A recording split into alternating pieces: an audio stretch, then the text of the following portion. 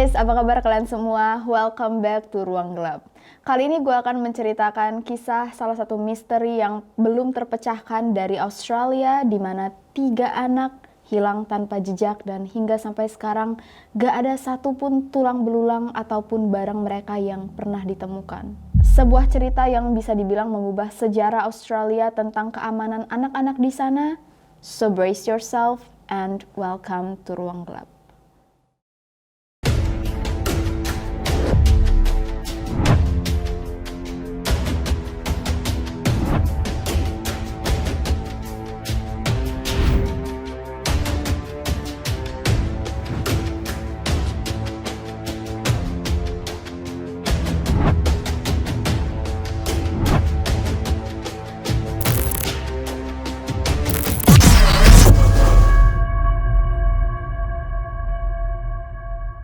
Cerita ini berawal dari kediaman keluarga Beaumont yang tinggal di Adelaide, sebuah bagian kecil di Australia yang dikelilingi oleh pantai-pantai. Keluarga Beaumont terdiri dari 5 orang, seorang ayah bernama Jim, ibu bernama Nancy, anak pertama bernama Jane, anak kedua bernama Arna, dan anak ketiga bernama Grant. Umur anak pertama, kedua, dan ketiga ini masih kecil-kecil semua. Jane umurnya 9 tahun, Arna 7 tahun, dan Grant ini baru 4 tahun. Masih balita. Di pagi hari 26 Januari 1966, bertepatan dengan Hari Australia Day, di mana itu hari libur nasional dan semua sekolah tutup, perkantoran tutup, pokoknya memang hari yang dirayakan oleh orang-orang di Australia.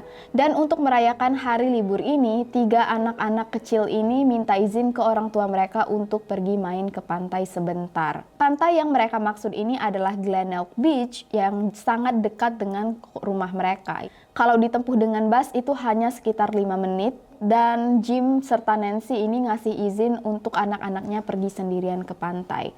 Kenapa? Karena kota itu adalah kota yang kecil di mana semua orang tuh kenal semua orang, dan kejahatan tentang anak yang diculik atau anak hilang tuh hampir gak pernah ada. Anak-anak ini juga udah biasa main sepeda sendirian keliling-keliling kota yang gak pernah ada hal-hal aneh yang terjadi, dan bukan hal yang asing juga dilakukan oleh orang di kota itu. Jadilah di jam 10 pagi Nancy nganterin anak-anaknya sampai ke perhentian bus, ngelihat anaknya naik bus dan ngelambain tangan, tanpa tahu bahwa itu akan jadi memori terakhirnya tentang anak-anaknya. Dan Jane ini memang anak yang sangat bertanggung jawab, sering banget Jim dan Nancy ninggalin 3 anaknya di rumah.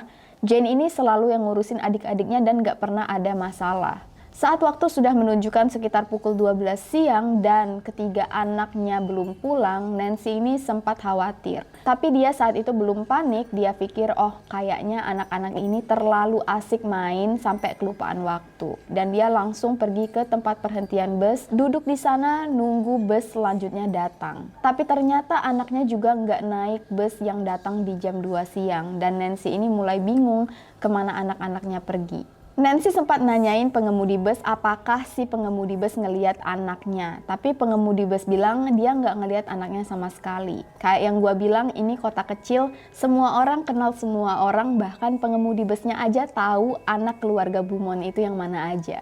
Nancy yang mulai panik ini langsung nelpon Jim untuk segera pulang dan ikut nyari anak-anak mereka. Di sepanjang jalan Nancy juga ngasih tahu ke orang-orang sekitar kalau anaknya hilang. Saat itu meskipun Nancy dan Jim sudah panik, mereka ini masih positive thinking banget. Mereka kira mungkin anak mereka ini kehabisan uang sampai akhirnya harus jalan kaki pulang ke rumah. Jadi akhirnya Jim dan Nancy memutuskan untuk menyusuri jalan dari rumah mereka ke pantai dengan 3 jalur yang berbeda. Nah ternyata tetap mereka ini nggak bisa nemuin anak-anak mereka. Jadi akhirnya mereka nyari anaknya langsung ke pantai. Cuaca di hari itu memang lagi sangat panas, sekitar 39 derajat Celcius. Jadi banyak orang yang datang ke pantai untuk berjemur. The beach was so packed, banyak banget orang di sana. Dan sembari mereka jalan muterin daerah, nanya-nanya ke orang, mereka tetap gak ngelihat satupun barang ataupun satupun anak mereka di sana. Jadi akhirnya pada jam 5 sore mereka datang ke kantor polisi untuk melaporkan bahwa anak mereka hilang. Nah, polisi yang menerima laporan ini itu langsung melakukan investigasi. Tapi mereka juga sangat-sangat positive thinking, mereka nggak mikir bahwa ini bakal jadi hal yang bisa dibilang besar. Polisi berteori kemungkinan besar anak-anak ini pulangnya telat dan takut kena marah, jadi anak-anak ini sembunyi-sembunyi masuk ke dalam rumah dan sebenarnya mungkin udah pulang dan ada di rumah. Jadi tempat pertama yang diperiksa oleh polisi itu adalah rumah kediaman mereka sendiri. Waktu polisi datang ke rumah mereka dan ngecek semua daerah, ternyata memang nggak ada tanda-tanda anak ini sudah pulang dan sepanjang jalan juga nggak ada yang ngelihat anak-anak ini jalan. Suasana di sini sudah mulai panik dan mereka nggak terlalu berpositif thinking lagi dan mulai berpikir, aduh jangan-jangan memang ada hal yang buruk terjadi. Saat itu polisi punya 3 teori. Pertama, anak-anak ini tenggelam. Kedua, anak-anak ini melarikan diri dengan sengaja. Atau terakhir, kemungkinan yang paling buruk adalah anak-anak ini diculik. Jadi polisi kembali mencari anak-anak ini di pantai dan melihat apakah ada tanda-tanda ada anak yang tenggelam. Saat itu karena pantai sangat-sangat ramai, banyak banget penjaga pantai yang berkeliaran di sekitar pantai dan mereka bilang nggak ada satupun tanda ada orang yang tenggelam. Dan waktu polisi menyusuri pantai, mereka juga nggak nemuin satupun benda yang mungkin bisa memberitahu kalau sebenarnya anak-anak ini tenggelam. Kayak misalnya ada sendal yang terkubur, apa ada sendal yang ngapung, atau tas mereka tuh tergeletak gitu aja di atas pasir, tapi ini nggak ada sama sekali. Hari itu Jane, Arna, dan Grant ini pakai baju renang dan cuman Jane sendiri yang bawa tas warna hijau. Itu pun tas kecil yang isinya handuk masing-masing dari mereka. Apalagi ombak pada hari itu sangat tenang, gak ada sama sekali orang yang ngelihat ada tenggelam, barang mereka gak ada ditemukan sama sekali. Dan meskipun helikopter bahkan diterbangkan untuk nyinarin air laut dan mereka gak nemuin apapun, teori bahwa anak-anak ini tenggelam itu dihapuskan. Perasaan Jim dan Nancy ini semakin panik saat langit sudah mulai gelap dan anak mereka masih belum ditemukan. In fact, Nancy ini masuk rumah sakit 2 hari setelah anaknya hilang. Karena dia benar-benar stres, panik, dan juga I know lah, kehilangan anak itu probably the worst thing that would happen to a parents ya. Apalagi ini 3 anaknya langsung hilang dalam waktu bersamaan. Jadi sekarang teori polisi berkurang jadi 2, yaitu melarikan diri atau diculik. Nah, untuk bagian melarikan diri, polisi ternyata nggak menemukan sama sekali tanda-tanda bahwa keluarga ini punya masalah, karena ternyata Jim dan Nancy ini adalah orang tua yang sangat baik dan keluarga ini keluarga yang super happy. Nggak ada tanda-tanda sama sekali anak-anak ini mengalami kekerasan atau nggak betah di rumah. Dan juga 3 anak ini tuh masih kecil banget.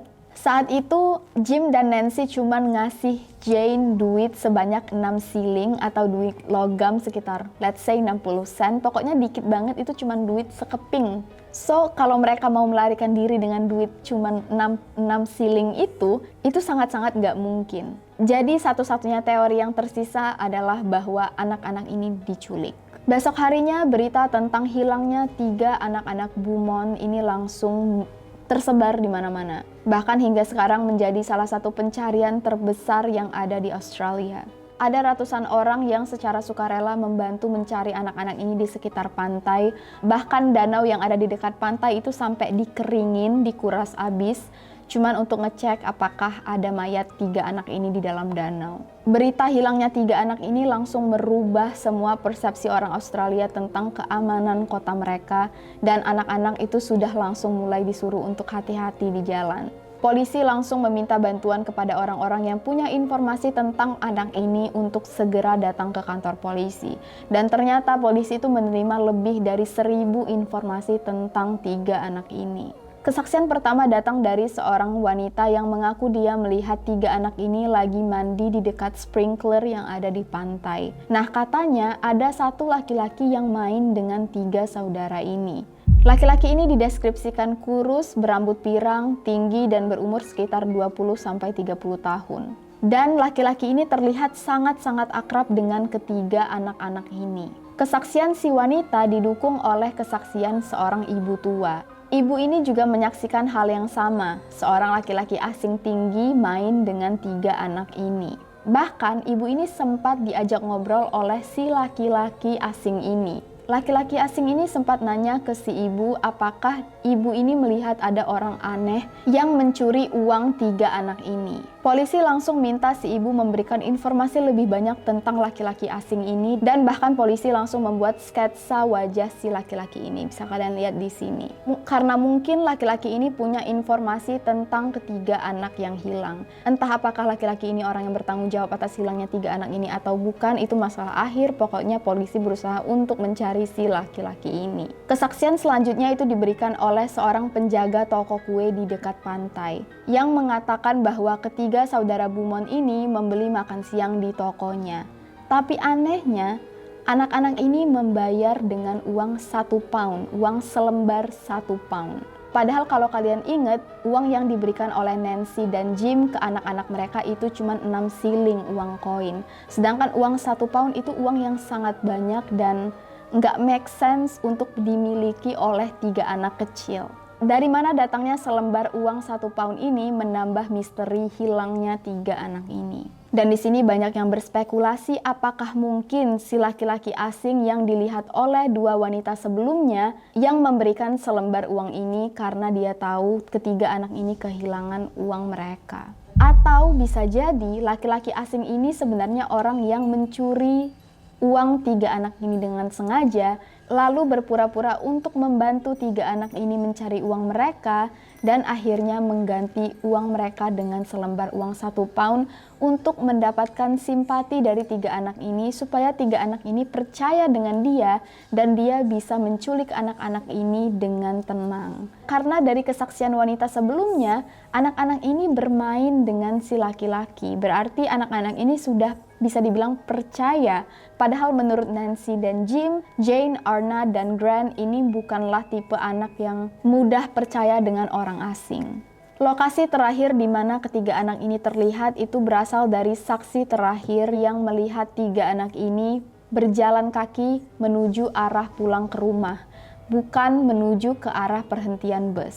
Dan laki-laki ini percaya itu adalah anak-anak Beaumont karena dia memang kenal dengan keluarga ini. Tapi menurut kesaksian laki-laki ini, ketiga anak ini sendirian, nggak ada laki-laki asing yang dibicarakan oleh saksi-saksi sebelumnya. Dan ini menambah misteri lagi kenapa ketiga anak ini tiba-tiba sendirian bukan bareng si laki-laki asing. Yang membuat orang ragu jadi sebenarnya laki-laki asing ini orang baik yang cuman friendly atau memang orang yang menculik ketiga anak ini.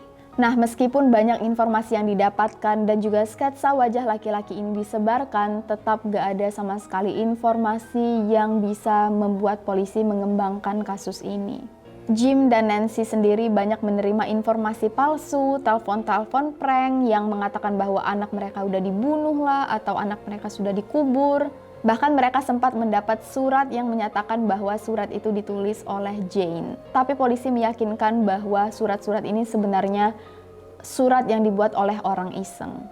Manusia tuh bisa sekejam itu ya. Orang lagi kehilangan anak malah dibuat jadi prank. Bahkan ada satu orang kaya di Australia yang membiayai seorang dukun dari Belanda untuk memecahkan kasus hilangnya anak-anak Beaumont. Ternyata orang barat itu juga percaya dengan dukun. Dan waktu dukun itu datang ke Australia, dia langsung menunjuk satu titik di sebuah gedung dan dia bilang di titik ini 3 anak-anak itu dikuburkan. Dan waktu warga Australia tahu bahwa dukun ini bilang kuburan mereka di bawah titik gudang ini, warga sekitar langsung mendesak polisi untuk menggali tanah di bawah gudang ini. Yang tentu saja nggak dihiraukan oleh polisi karena nggak ada bukti sama sekali. Tapi ternyata warga sekitar itu greget banget dan penasaran, jadi mereka ini membuat donasi sendiri, ngumpulin uang untuk menggali tanah gudang ini tanpa bantuan polisi. Saking mereka itu penasaran dan pengen banget kasus ini terpecahkan. Berbulan-bulan warga sekitar itu ngumpulin donasi dan juga kasih pressure ke polisi sampai akhirnya polisi itu capek dan bilang oke.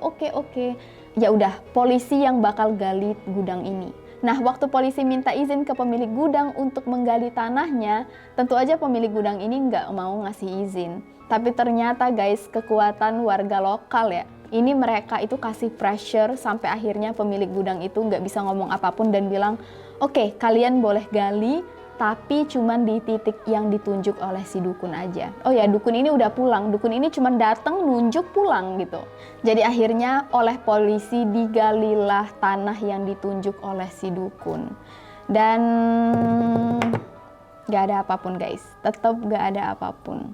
Polisi emang udah gak berekspektasi apapun dan mereka cuman ngegali untuk memuaskan penasaran orang-orang sekitar. Bagi Nancy dan Jim sendiri, hal-hal yang kayak gini tuh buat mereka semakin berharap dan lagi-lagi putus asa saat gak menemukan apapun. Semenjak Jane, Arna, dan Grant hilang, Jim dan Nancy ini hidup dalam kesengsaraan, sakit-sakitan, dan mereka ini sampai jual rumah mereka untuk membiayai pencarian anak-anak mereka sendiri. Nancy baru aja meninggal di tanggal 16 September 2019 kemarin, sedangkan Jim masih hidup dan masih berharap bahwa keajaiban akan terjadi, bahwa mungkin sebelum dia meninggal, at least dia bisa dapat jawaban tentang apa yang terjadi pada 3 anak yang sangat dia sayangi. Untuk lebih banyak cerita true crime, conspiracy, dan horror, Ruang Gelap berusaha untuk update setiap hari. So, jangan lupa untuk subscribe dan like our videos. Kalau kalian punya topik yang pengen kita bahas, let us know in the comment section below.